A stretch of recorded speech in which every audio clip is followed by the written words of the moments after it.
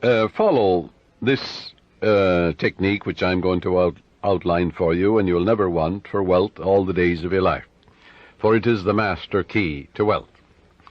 The first step is to reason it out in your mind that God, or the life principle, or the living spirit, is the source of the universe, the galaxies in space, and everything you see. Whether you look at the stars in the sky, the mountains, the lakes, the deposits in the earth, and the sea, or all animals and plants. The life principle gave birth to you, and all the powers, qualities, and attributes of God are within you. Come to a simple conclusion, that everything you see and are aware of came out of the invisible mind of the infinite, or the life principle. And that everything that man has invented, created, or made came out of the invisible mind of man. And the mind of man and the mind of God are one, for there's only one mind. That mind is common to all individual men. Everyone is an inlet and an outlet to all that is. Come now to a clear-cut decision that God is the source of your supply of energy, vitality, health, creative ideas, the source of the sun, the air you breathe, the apple you eat, and the money in your pocket. For everything is made inside and out of the invisible. It is as easy for God to become wealth in your life as it is to become a blade of grass or a crystal of snow. The second step, decide now to engrave in your subconscious mind the idea of wealth.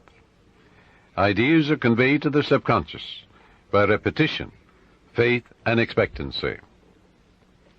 By repeating a thought pattern or an act over and over again, it becomes automatic, and your subconscious being compulsive, you will be compelled to express wealth. The pattern is the same as learning to walk, swim, play the piano, type, or drive a car. You must believe in what you're affirming. It's not mumbo-jumbo, it's not idle affirmations. You must believe in what you're affirming, like you believe that when you put seeds in the ground, they grow after their kind. And the seeds are thoughts deposited in your own subconscious mind. Realize that what you are affirming is like the apple seeds you deposit in the ground, and they grow after their kind. You can imagine the seeds going from your conscious to your subconscious mind and being reproduced on the screen of space. By watering and fertilizing these seeds, you accelerate their growth. Know what you are doing and why you are doing it. You're writing it with your conscious pen in your subconscious mind. Because you know, wealth is walk down the street and you see it. Can you count the flowers along the road as you drive? Can you count the sands on the seashore? Can you count the stars in the sky? Can you count the wealth that you're walking on? Yes, underneath you. Maybe oil, gold, silver, uranium. Do you ever think of the riches of the sea, the soil, the air? So third step is repeat the following affirmation for about 5 minutes, night and morning. I am now writing in my subconscious mind the idea of God's wealth. God is the source of my supply, and I know God is the life principle within me, and I know I'm alive. And all my needs are met at every moment of time and point of space. God's wealth flows freely, joyously, and ceaselessly into my experience, and I give thanks for God's riches forever circulating in my experience. Step 4. When thoughts of lack come to you, such as, I can't afford that trip, or I can't meet that note in the bank, or I can't pay that bill, never finish a negative statement about finances. This is mandatory. Reverse it immediately in your mind by affirming, God is my instant and everlasting supply, and that bill is paid in divine order. If a negative thought comes to you 50 times in 1 hour, reverse it each time by thinking and affirming, God is my instant supply, meeting that need right now.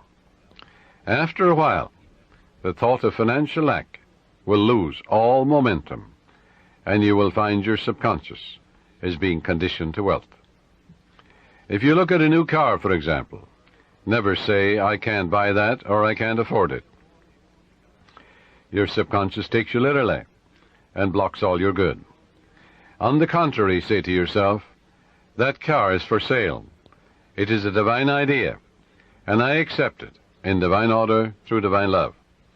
This is the master key to wealth. It's impossible for any sincere person to practice this technique and not have all the wealth he or she needs all the days of your life. So follow it, and you're setting the law of opulence in operation. It will work for you as well as for anybody else. The law of mind is no respecter of persons. Your thoughts make you wealthy or poor. Choose the riches of life right here and right now.